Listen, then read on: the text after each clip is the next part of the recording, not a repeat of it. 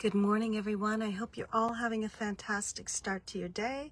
I just wanted to get on really quickly. I'm a little early for an appointment, so I thought I'd pop on and just do a quick little video on this because I was actually inspired. I don't often listen to country music, but my mom's car radio was always set to that. So it happened to be on and I just left it on, mostly out of curiosity. So this song came on, I think it was called We Don't Fight Anymore, but she sings it like We Don't Even Fight Anymore. So I'm not sure the exact title.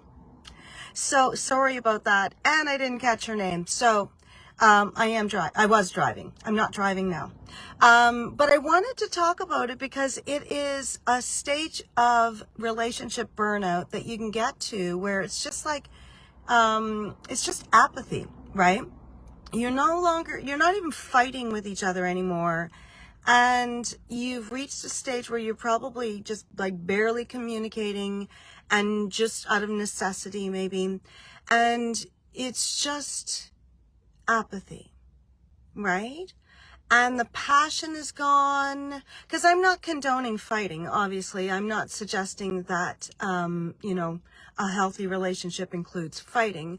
A healthy relationship can include conflict, of course, and does, but how we kind of negotiate through those conflicts is important, right?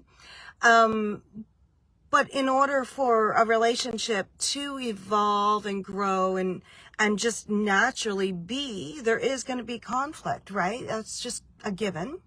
But the apathy is different. It's like you're not even fighting for the relationship anymore. So you're not fighting with each other, but you're not fighting for each other either.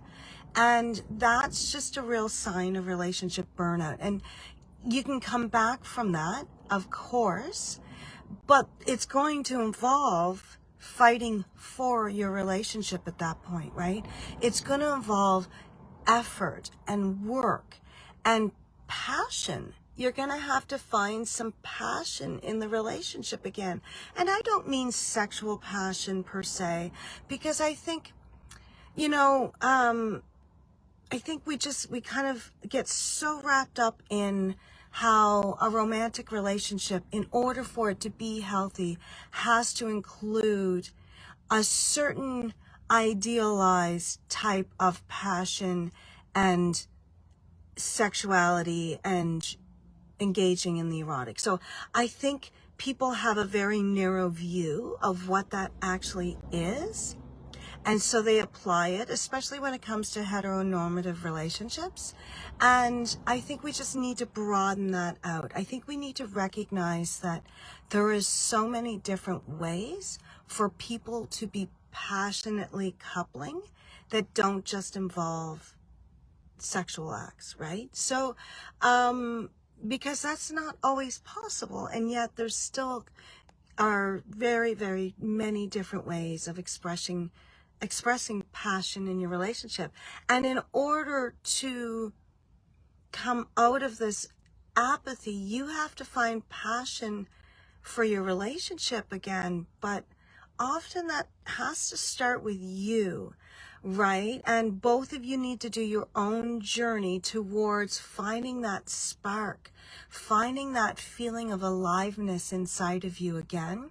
Because likely as the relationship eroded and evolved and devolved into apathy, so did you, right?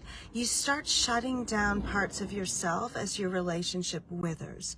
And so in order for us to feel more aliveness, we might have to change the environment, but we certainly have to change our inner environment. We have to deal with those parts of ourselves that are feeling that ache, that pain, that sadness, and all of that. All of the things that led us to the relationship itself dying. So you have to get right with yourself before you can save the relationship. And then both of you have to be wanting to save the relationship, right? So that's a really hard place to get to, and I recognize that, right? That's going to take a lot of resources. That's not just oh, hey, our relationship has gone kind of, you know, stale or whatever, like, hey, you know, let's do something about this kind of thing, and then like not really do anything. Like, you talk about it, and this happens a lot. Like, you might talk about it, you might even both acknowledge, like, this is not what I imagined our relationship was going to be. This doesn't feel very alive and enlivening, and it doesn't feel, you know, rich and robust, right? This is not what I wanted from a relationship. So if you're both at least acknowledging that, that's a starting point. And then it's a matter of like working together to figure out the solution. But I really feel like that starts with some work on yourself, so that both of you can kind of come to the table without a lot of like stuckness in, you know, bitterness or resentments, and like you've done some of that work on in your own time for yourself, so that you can come into the conversation with an openness and a curiosity and a compassion that's going to be needed in order for you to repair. And both of you need to kind of come into it in that state of mind, right? In that state of being. So you need to have some fight in you to fight for the relationship, because it's going to take work. And so, yeah, I just wanted to share that with you. I hope you find that helpful. I'd love to hear your thoughts and opinions on that. So drop a comment below, and I'll talk to you later. Have a great rest of your day. Namaste.